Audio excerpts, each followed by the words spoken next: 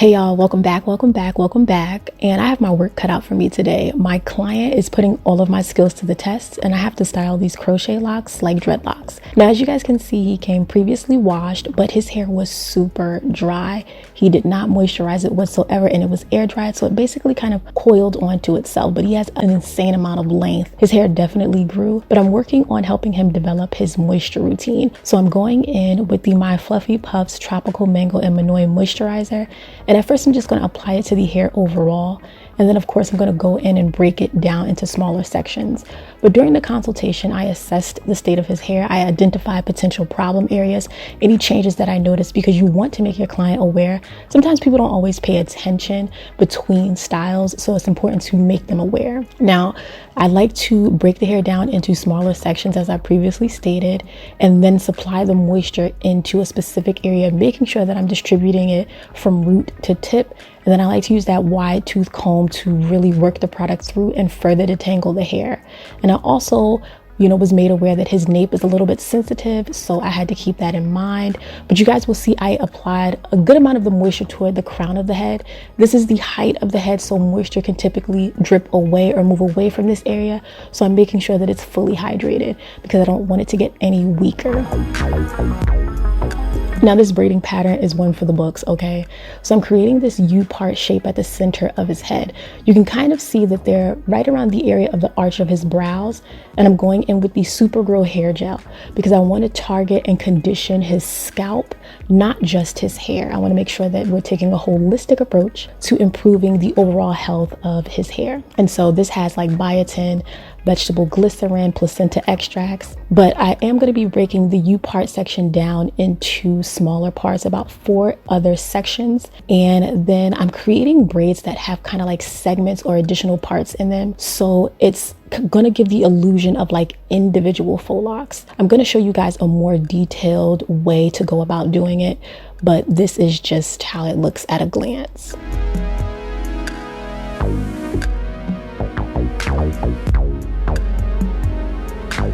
So with this particular section, I'm going to use the rat tail comb to make smaller sections, like subdivisions or subsections.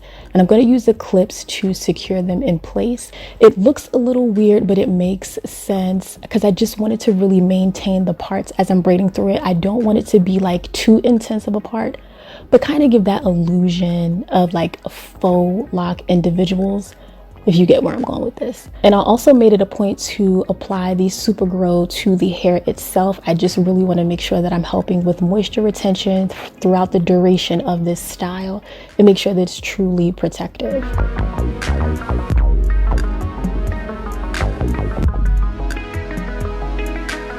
Now, I will say this is one of the most tedious braid patterns. Because of the style that he had in mind, I had to create a braiding pattern that could accommodate the style that he wanted. So it's very strategic, it's very well thought out and very like strategically executed because it had to correspond with the style that he envisioned. It took a lot of time. Sis. Okay, this really tested every skill that I had, from the vision to the execution. I was a little nervous. I'm not even gonna hold you. I was scared. Okay, I was scared. And towards the back, I created some sections that look like individuals. So I created individual plaits. So depending on how you look at his hair, it gives the illusion of individuals and it looks more seamless. I know that was one of the bigger critiques of my last video. So I heard you guys, I'm listening and I'm working on my craft constantly. And I'm so thankful he was patient enough, to let me flex. You get what I'm saying? Very patient.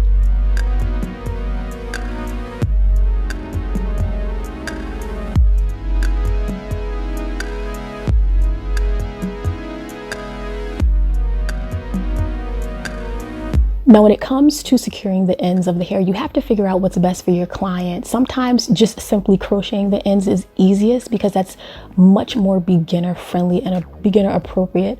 So just keep that in mind. And of course, we had to clean it up. Very simple. We had to get him all the way together, but don't forget to treat that area with some witch hazel. Now I'm going in with the Design Essentials Scalp and Skincare Anti-Itch and Tension Relief. And I love the nozzle on this. It was perfect. It has aloe, it has tea tree. This is a product that I highly recommend. It smells amazing, very clean, very fresh. and highly moisturizing. And I just love that nozzle tip because it gets in between those braids. And so I'm going to apply a shower cap and massage this in. I want the heat from his scalp to kind of like trap the moisture and help to heat it up and further intensify the massage. And by adding this warm washcloth, I'm going to take it up a notch. I really want to use the heat to help stimulate the blood flow, stimulate the scalp, and just help with overall moisture retention through the scalp as well as on the hair. Now this is the hair that I'm installing. It's from Amazon. I have the link in the description box. Very realistic in its texture and its appearance. The aesthetic is very, very natural and appropriate for the look. And so it's super easy to install. I actually like the pre-loop. I advise, going in using your thumb and your index finger to widen the loop before you install it and place it in the hook. But overall, I highly recommend this. Again, it's very natural in its texture. It has that friendly frizz kind of concept. So it's not super silky. It's definitely a textured faux loc. And when I'm installing these, I have to create a little bit more space. So a little bit more than maybe 1 to 1.5 finger widths, because I'm going to be creating a style and I don't want it to be too bulky. So the more space, the better, because it creates the illusion of a more sleek style. Again, I was doing this as I go. This is not something I am at all familiar with as far as styling crochet locks to look like dread sis. So it really got me together. But he wanted the hair away from his face this time. And if he also wanted the option to wear it down. So that also made me think I really need to make this a fully functional style. So if he wants to wear it away from his face, he even wants to wear it up, or he just wants to wear it down, he has those options. Again, pay attention to the spacing. You guys are going to see why spacing is very important, and it varies based on the overall look that you're trying to achieve. I mean, this is a flex. This is just as much of a lesson for you all as it is to me, and I'm always just learning.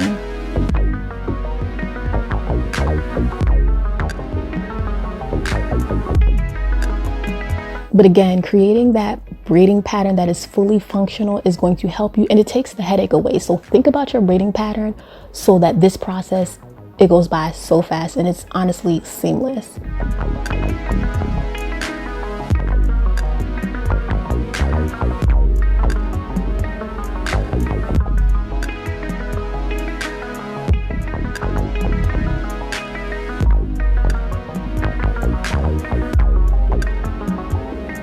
As for the back of the head, don't get too carried away. Create that brick layering method where you stagger the faux locs. You don't want to add too much hair because it'll become too dense. And honestly, it's not necessary. That's why I started at the front of the install first before moving to the back, so that I'm not overpacking the hair.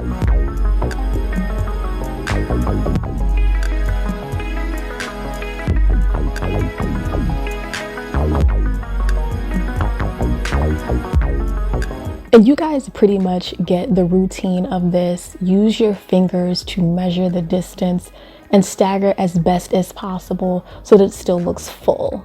Now here's the styling part. I'm going in to create like flat twists with locks, but you have to be super neat about this. And I was so nervous, and I'll have the video linked. I have to find it, where this really taught me the concept of how to wrap the locks, which I'm doing here.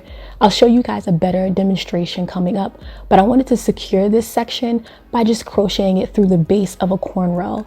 Like, I got super nifty with this because I don't really see this too much on YouTube. Like, I haven't seen someone style crochet faux locs this in depth. So, oh girl. So I was just relying on trying to make sense of this style so it comes out flawless. So you guys see how I'm wrapping one individual faux loc around the section that I previously 2-strand twisted. I like to do this until I reach about the crown of the head, and then I'm going to go in with that latch hook to secure that crochet lock within the base of the cornrow. Now here I'm just like doing what feels like a twist, but you know what I'm saying, like, sis, you know, I'm trying to describe it, but you just got to watch the handwork. You can actually slow this segment of the video down so that you can really get it together in your mind. Now, if these were silky locks and they weren't as textured, it would definitely look very different. But I like this aesthetic. It's just super natural looking in its appearance. And again, I'm thinking to secure everything just by crocheting a particular lock into the base of a cornrow, so it's easier for him when he has to take this style down. You know, beware of the limitations that your client may have, so make it as easy as possible for them. And of course, you can always watch this video as a reference. So this is always bomb for my clients, you feel me? But again, you guys can see the close-up of the flat twist. I'm being very, very strategic. I just want to reiterate, this is not at all tight because I did use a good amount of gel. His hair, it's naturally going to seem a lot more slicked down and it seems tighter than it is, but it's just gel. If I did not have any kind of product like a holding gel, you guys would see a completely different result. I'm being very cautious in using these clips to kind of secure these sections in place until I'm ready for the grand finale towards the end. But you guys see how I'm wrapping the faux lock around this section just like a circle, you see? Clockwise or counterclockwise depending on the way that you're facing, and I repeated this about 4 times on each side.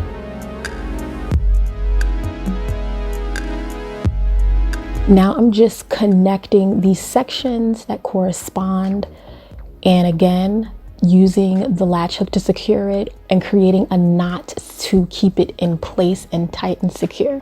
I mean, I didn't have a baseline as to what I was doing. I was just trying to make it work. And thank God for that video that I saw on the guy styling dreadlocks. Ooh, but you know, it's a different aesthetic because this is crochet locks, but I feel like I came damn close and y'all not gonna come for me. I really feel like I did this, okay? And I am in support of anyone who wants to style their hair any way that makes them happy. A particular style isn't for a certain individual. And don't forget to, you know, treat the hair with some oil and massage it after the install. He still has a lot of movement with the hair because I did not hurt him. It is not tight. He said it was very comfortable. But you see how it looks like individuals at the back. We slayed everything and he was happy. And that's all that matters. I really appreciate him for just taking my skills to the next level. I really did my thing. Make sure you guys subscribe, give this video a thumbs up, hit me up in the comments, share this with your homeboys, your homegirls. Don't forget to tell a friend that it's lit over here. And I hope I see you in the next one.